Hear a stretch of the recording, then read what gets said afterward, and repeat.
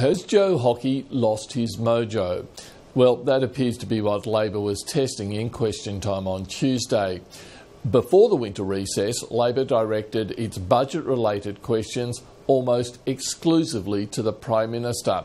Now it's decided to target the Treasurer directly. One note, many of Labor's questions allude to public comments that Joe Hockey has made since delivering the budget in May. Millions of Australians are worried about the GP tax.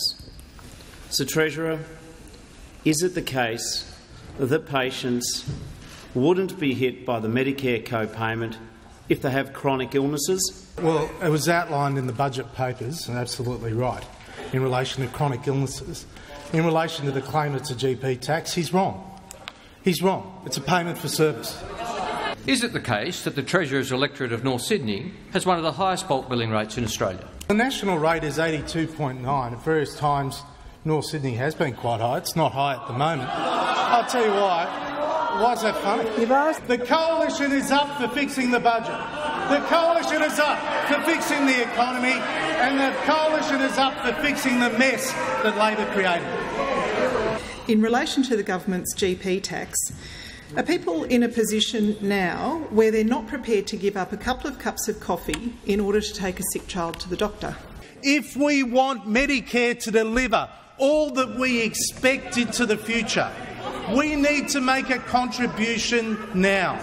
We need to make a contribution now to ensure that the system is sustainable in the future. Someone has to fix the mess, and we are determined to do it.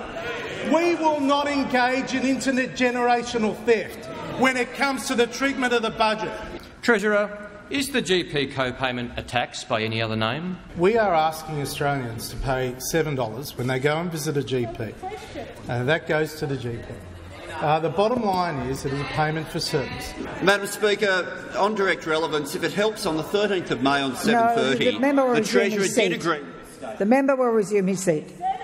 The honourable member for Jagga Jagga, who was there at the time. The member for Griffith will desist. Was there. The member for Griffith is warned. She was witness to the birth of Labor's commitment to a Medicare co-payment. She was there in the birthing room. Can I go that far?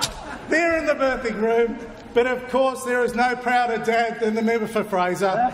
And of course the bottom line is, if we want to make our health and welfare system sustainable, if we want to make our education system sustainable, we have to ask Australians to make a contribution along the way. And even on their budget rhetoric at the moment, they are completely confused. They say, the Labor Party says, take the savings. The Labor Party says, here are our $21 billion of savings. Is it the case that one of the things that quite astounds the Treasurer is that some people are screaming about the $7 co-payment? And does the Treasurer agree that you can spend just over $3 on a middy of beer, so that's 2 middies of beer, to go to the doctor? What are they complaining about? What astounds me is that the Labor Party is in denial about the state of the budget. That astounds me. And it astounds me that the Labor Party is in denial about debt. We want to control our destiny. And the best way to control your destiny is to ensure that you do not owe people too much money. You do not owe the bankers of the world too much money. You have to live within your means. Has the government decided whether it will legislate changes to age pension indexation before the next election, or is it actually the case that this legislation has already passed the House of Representatives? The matter is before the Senate. And it does not take effect until after the next election. On the point of order, Madam Speaker, on relevance, it was the Treasurer that said we haven't said the that, member will resume you her shouldn't seat. assume. The Treasurer has the call. The Treasurer has concluded his answer.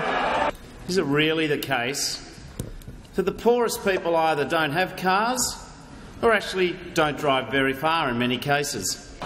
Well, Madam Speaker, I dealt with that last week.